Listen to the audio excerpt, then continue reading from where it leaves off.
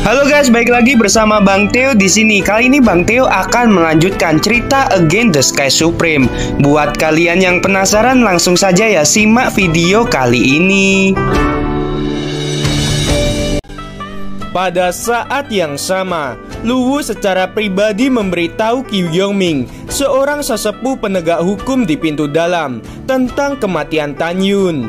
Awalnya, keduanya sepakat jika Luwu membunuh Tan Yun, Qiu Yongming akan mengirim pedang terbang ke Luwu, senjata atribut guntur tingkat rendah. Namun, Luwu menganggap bahwa Shen Subing bertekad untuk menemui si pembunuh. Jadi Luwu memberitahu Qiu Yongming bahwa kematian Tan Yun tidak ada hubungannya dengan dia. Dalam setengah bulan terakhir, para kepala divisi dalam secara alami juga mendengar tentang kematian Tan Yun dan fakta bahwa Tan Yun menaiki lantai 108 pagoda ruang dan waktu tertinggi 3 bulan yang lalu. 8 kepala divisi sangat terkejut ketika mereka mengetahui bahwa Tan Yun bukanlah jiwa janin sampah, tetapi seorang jenius yang lahir entah dari mana. Salah satu kepala divisi berkata, "Di masa depan, saya akan menemui Shen Subing dan membicarakannya." Murid yang begitu tangguh meninggal di pagoda ruang dan waktu, padahal itu tempat paling aman. Di antara 8 kepala divisi, yang paling bahagia mendengar kematian Tan Yun adalah kakek buyut Ling Hu Changkong, seorang kepala jiwa suci. Meskipun dia tidak secara pribadi membunuh Tan Yun dan membalaskan dendam cicitnya, bagaimanapun juga Tan Yun sudah meninggal. Selain dia, ada kepala 5 jiwa, kepala jiwa binatang, dan kepala murong yang ikut bahagia. Kepala 5 jiwa dapat melihat bahwa muridnya Sui Ziyan memanggil Tan Yun dengan sebutan kakak ipar. Tetapi Ziyan menyukai Tan Yun. Sekarang Tan Yun sudah mati. Sui Ziyan akan dijodohkan dengan cucunya. Mu Mengqi adalah satu-satunya murid tertutup dari kepala jiwa binatang. Sejak dia masuk ke dalam garis jiwa binatang, kepala jiwa binatang memintanya untuk berlatih. Dan putra kesayangannya juga merupakan murid jiwa binatang gerbang dalam. Kepala jiwa binatang sudah lama ingin menikahkan Mu Mengqi dengan putra kesayangannya.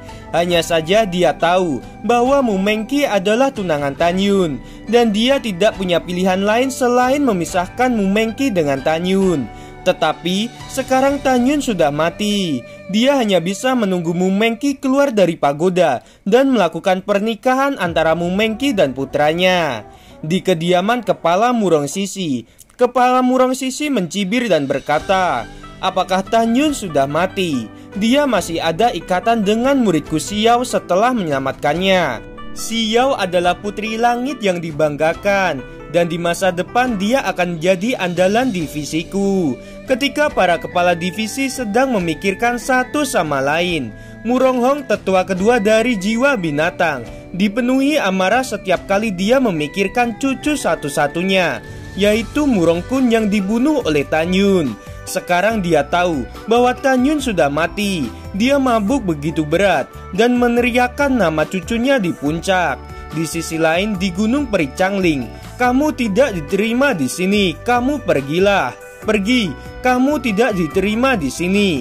Kakak Tan tidak membutuhkan doa darimu." Di puncak di samping makam Tan Yun, Danyu dan puluhan murid tukang menatap tajam seorang pemuda berjubah putih yang datang. Penampilan pemuda berjubah putih dengan kipas lipat di tangannya. Orang ini bukan orang lain. Dia adalah Pang He, yang kakinya telah dipatahkan oleh Tan Yun 2 kali sebelumnya. Pada saat ini, di belakang Pang He ada 10 adik seperguruannya. "Apa kau tukang rendahan?" Pang He mencibir dan minum dengan tiba-tiba. "Kamu, apa yang ingin kamu lakukan?" Dan Yu dengan berani berkata, "Kamu tidak berani datang ketika kakak Tan masih hidup. Sekarang apa maksudmu datang ke sini?" Kepala divisi juga pernah berkata, "Tidak ada yang boleh menindas kami seenaknya. Jangan mencari masalah dengan kami." Mendengar hal ini, ekspresi Pang He berubah. Dia tersenyum dan berkata, "Saya hanya memberi Tan Yun sebadang dupa dan pergi." Pang He langsung menuju makam Tan Yun, berjongkok dan mengejek, "Tan Yun, kamu benar-benar hebat. Bukankah kamu dengan arogan menghajarku 2 kali? Kamu sangat hebat. Bagaimana kamu bisa mati? Apakah kamu akan merangkak keluar dan memukuliku lagi?" kata Pang He dengan tertawa keras. "Dasar tukang bajingan rendahan yang berani menghajarku. Kukatakan padamu, jika kamu tidak mati, aku akan secara pribadi menghajarmu 2 kali. Tan Yun, kamu pantas mendapatkannya." Pang He meludahi kuburan 3 kali berturut-turut sebelum dia bangun, memandang Dan Yu dan yang lainnya, dan berkata dengan pelan, "Tan Yun adalah contoh yang baik. Semakin kamu dibenci, semakin cepat kamu mati." Pang He dengan angkuh memimpin 10 orang. Setelah berjalan menuruni puncak, dia menginjak pedang terbang dan terbang menuju rumah gua 50.000 mil jauhnya. Di peti mati yang gelap gulita, Tan Yun telah pulih setelah setengah bulan pemulihan. Dan sekarang suara Pang He telah terdengar dengan jelas. "Aku akan mengantarkanmu ke neraka." Tan Yun mencibir diam-diam. Tangannya disilakan dan dimasukkan ke bagian bawah peti mati, dan dia langsung turun. Tiba-tiba tubuhnya berputar dengan kecepatan ekstrim seperti gasing. Setelah mengebor secara vertikal hingga ratusan kaki, ia mengebor ke samping lebih dari 1000 kaki. Tubuhnya seperti bola meriam melesat keluar dari gunung. Langkah Dewa Hong Meng. Di bawah langit berbintang, Tan Yun berkedip seperti hantu menuju 200 mil dalam kehampaan, mengejar Pang He yang terbang dengan pedang terbang. Setelah melewati 3000 kaki di udara, Tan Yun langsung mengenakan jubah napas kura-kura, mengeluarkan pedang terbang dan dengan tenang mengunci 11 orang dengan indera spiritual dan mengejar mereka. Setengah jam kemudian, ketika 11 orang terbang 3000 mil jauhnya dari Gunung Abadi Changling, Tan Yun menginjak pedang terbang dan tiba-tiba muncul di depan 11 orang. Dan 10 cahaya pedang mekar bersamaan dengan pergelangan tangan yang berputar. Darah tiba-tiba muncul. 10 kepala terbang menjauh dari tubuh, dan mayat tanpa kepala jatuh dari pedang terbang satu persatu. "Ah, siapa kamu?" Suara ketakutan Pang He tiba-tiba berhenti, tapi Tan Yun mencekik lehernya. "Lain kali perhatikan baik-baik siapa kakek ini." Tan Yun melepas jubahnya. Kamu tidak mati?" Ketika Pang He melihat penampilan seseorang di depannya dengan jelas, matanya melotot dan dia ketakutan. Karena lehernya dicekik oleh Tan Yun, dia tidak bisa berkata apa-apa. Pang He terus menggelengkan kepalanya. Ketakutan akan kematian memenuhi hatinya, dan dia menatap Tan Yun dengan air mata di matanya. "Kenapa kamu memohon belas kasihan?" Tan Yun membuat senyum yang kejam. "Bukankah kamu sangat sombong di Gunung Peri Changling tadi? Aku tahu itu salah." Pang He mencoba yang terbaik. "Kalau begitu kamu pergi ke neraka dan mengaku perlahan." Tan Yun menyeringai dan melemparkan Pang He. Pang He tiba-tiba tampak kusam. "Jawab aku, setengah bulan yang lalu, apakah pamanmu Pang Siyuan menyerangku?" "Saya tidak tahu." Mendengar ini, mata Tan Yun bersinar dengan sedikit cahaya. "Lepaskan jubah pilmu." Ya, setelah Pang He melepaskan jubah pilnya, Tan Yun dengan cepat memakainya. Dan segera saat Pang He terlempar ke dalam kehampaan, Tan Yun mengeluarkan cahaya pedangnya. Daging dan darah berterbangan. Pang He terlihat seperti kerangka manusia. Tan Yun membawa tulang-tulang Pang He dan kembali ke Gunung Abadi Changling dengan kecepatan yang sangat tinggi. Dia mengebor ke dalam gua yang digali ketika dia meninggalkan puncak. Dia kembali ke peti mati dengan cara yang sama. Setelah meletakkan tulang di peti mati, Tan Yun mengikuti jalan di gunung dan menuju ke gunung. Tan Yun melesat keluar dari Gunung Peri Changling, mengenakan jubah pil dan mengenakan jubah dingin bernapas kura-kura. Tan Yun terbang ke Gunung Peri, tempat para murid dari tetua ketiga tinggal. Pada saat yang sama, di Gunung Abadi Bingking, tepatnya di dalam kuil Bingking. "Nona, kematian Tan Yun harus diselidiki, tetapi Anda harus menjaga diri sendiri." Shen Qingfeng menatap Shen Subing dengan mata yang merah dan berkata dengan penyesalan. "Itu betul, Nona." Suara Shen Wende bergema. Shen Subing menggelengkan kepalanya, mengungkapkan permintaan maaf yang mendalam. "Jika pembunuhnya tidak ditemukan secepatnya, saya tidak akan merasa nyaman." Sejujurnya saya tidak pernah merasa kasihan pada siapapun atau murid manapun sejak saya menjabat sebagai kepala selama 30 tahun. Tetapi kali ini merasa kasihan kepada Tan Yun. Sen Subing melangkah keluar dari kuil bingking dengan kesepian. Kepalanya sedikit terangkat, menatap langit berbintang yang luas. Giginya terangkat ringan, suaranya terdengar sedih. Dulu Tan Yun adalah seorang jenius tak tertandingi yang menaiki lantai 108 pagoda ruang dan waktu tertinggi di depan saya. Jika dewa memberi saya kesempatan lagi, saya pasti akan menerimanya sebagai murid pribadi, melindungi dia dan membantu dia tumbuh lebih kuat.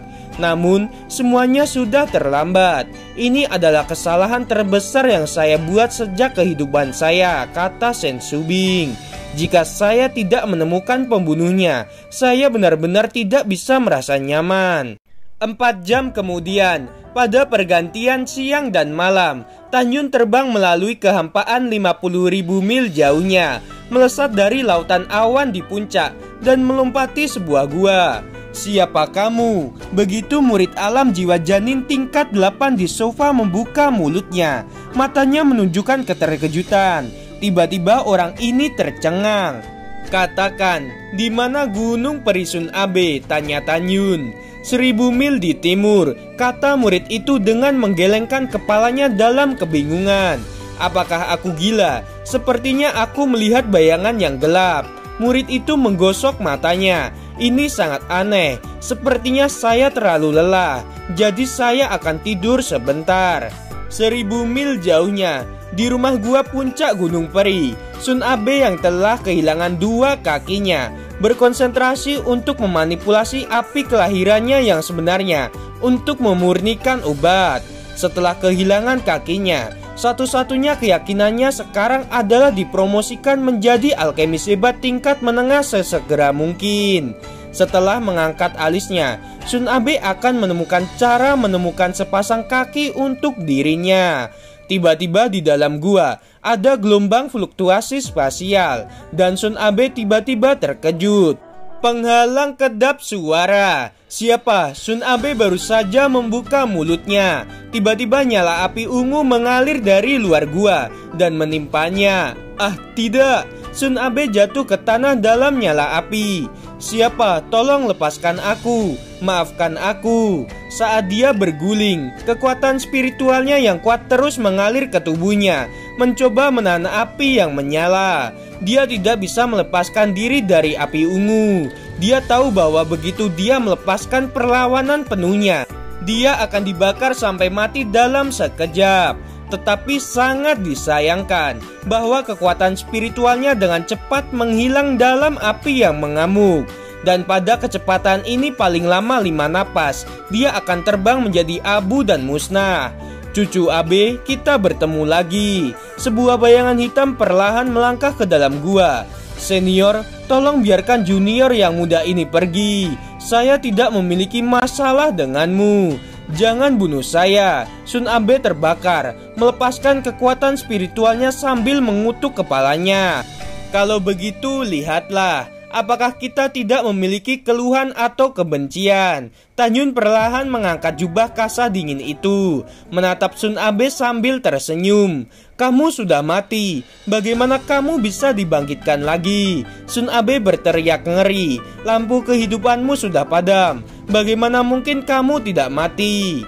Kamu benar-benar cukup berbahaya, sehingga benar-benar dapat menanyakan tentang situasi di Istana Lampu Jiwa. Kamu melihat lampu kehidupanku yang padam, dan kamu percaya pada kematianku.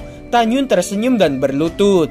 Sebuah tangan mengangkat Sun Abe dan menggantungnya di atas dinding. Jangan, Tan Yun, aku seharusnya tidak membuat masalah denganmu di awal. Tolong jangan bunuh aku, teriak Sun Abe. Kekuatan spiritual di permukaan tubuhnya terlihat samar-samar, dan rambut serta kulitnya mulai meleleh. Jeritan Sun Abe sangat keras. Katakanlah, 3 bulan yang lalu, apakah gurumu menyerangku? Tan Yun berkata dengan muram. Tidak, aku tidak tahu, desis Sun Abe. Kalau begitu aku bertanya padamu. Dering 9 lonceng setengah bulan yang lalu, berarti bahwa kepala divisi telah memanggil semua murid, diaken dan sesepuh Danmai untuk pergi ke lapangan seni bela diri. Pada saat itu, penatua atau diaken mana yang tidak datang? Jangan bohong padaku, kata Tanyun. Tanyun, kecuali guruku, para penatua dan diaken lainnya datang ke sana. Sun Abe berkata dengan jujur. Oh, lalu mengapa gurumu tidak pergi? Tetua ke-12 berkata bahwa guruku pergi ke gerbang abadi untuk mengunjungi putranya. Luwu, Tanyun mencibir. Kalau begitu gurumu sudah kembali sekarang. Ya, Sun Abe berteriak setelah menjawab. Tanyun akan segera melepaskanku. Aku tidak bisa bertahan. Jawab satu pertanyaan lagi, dan aku akan mempertimbangkan untuk melepaskanmu. Tanyun berkata tanpa tergesa-gesa. Tolong katakan, kata Sun Abe meratap. Kalau begitu jawab aku, apakah Luwu terluka setengah bulan yang lalu? Apakah gurumu terluka sejak dia kembali? Tanyun berkata dengan serius. Tidak ada dari mereka yang terluka. Lalu apakah di antara mereka kehilangan lengan atau kaki? Tanya Tanyun. Jika tidak, apakah di antara mereka ada yang memiliki warna kulit yang berbeda? Atau kaki mereka berjalan tidak terkoordinasi? Tanyun dengan jelas mengingat bahwa ketika dia mengendarai perahu roh setengah bulan yang lalu untuk melarikan diri, dia melihat lelaki tua bertopeng, alam jiwa pemurnian tingkat ke-6, dan lengan kirinya telah menghilang. Pada saat itu, Tanyun memiliki 3 jimat badai gedung pencakar langit, 1 jimat pengetahuan sangkar ruang angkasa, 1 jimat kematian nirwana, dan 5 jimat serangan tingkat harta karun kelas menengah semuanya meledak. Dan lengan kiri lelaki tua itu pasti telah hancur. Jika lelaki tua itu adalah Pangsi Yuan atau Luwu, dia pasti khawatir tentang penyelidikan Sen Subing dan menemukan cara untuk mengganti tangan mereka dengan milik orang lain. Karena itu Tanyun bertanya, Tanyun, guruku dan tetua ke-12 semuanya sama. Sun Abe berteriak dengan jujur. Untuk berjaga-jaga, Tanyun memadamkan api Hongmeng dan melemparkan Sun Abe ke tanah. Lalu berkata, beri aku gambar memori Luwu dan Pangsi Yuan. Ya, Sun Abe yang telah terbakar segera melemparkan kesadaran spiritualnya, memadatkan penampilan Luwu dan Pangsi Yuan di langit di atas kepalanya. Tanyun dengan hati-hati mengamati tangan kiri Luwu dan Pangsi Yuan, tetapi melihat bahwa tidak ada perbedaan antara tangan kiri dan kanan keduanya. Apakah tebakanku salah? Bukan 2 orang ini yang menyerangku. Ketika Tanyun bingung, dia tiba-tiba menemukan sesuatu, dan cahaya dingin menerobos pupilnya. Pangsi Yuan, itu benar-benar kamu. Gimana teman-teman, ceritanya semakin seru bukan? Buat kalian nih ya yang masih penasaran sama kelanjutannya, langsung saja subscribe channel Bang Theo ini. Terima kasih.